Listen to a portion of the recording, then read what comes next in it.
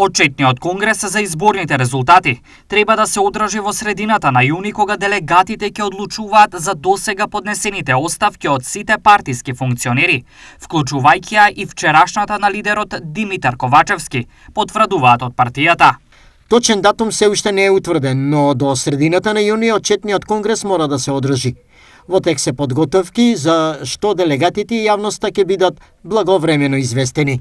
Кратко префираат од партијата. Веднаш по Конгресот започнува постапка за избор на нови органи и тела на партијата, како и нов председател. Каков профил на председател во оваа ситуација му треба на СДСМ?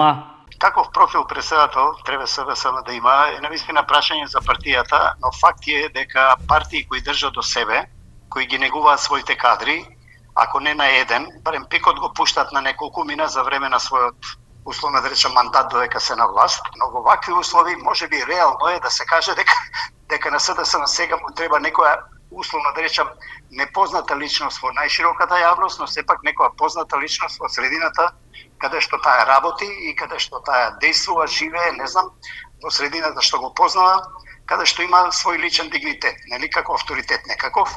Тој мора да има и менаџерски способности во смисла да менаџира карактери. Сепак, по изборниот дебакал, некои на СДСМ му предвидуваат пасокизација.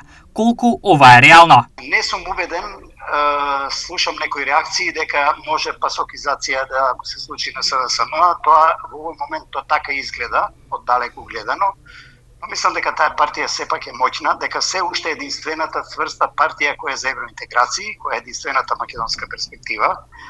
Второ, единствената партија која колку толку не се подпира на национализам и уште помалку на популизам, нели, кога ќе почнала со тоа да се занимава и таа знаела да се изгори, значи не ги доликува да биде тоа.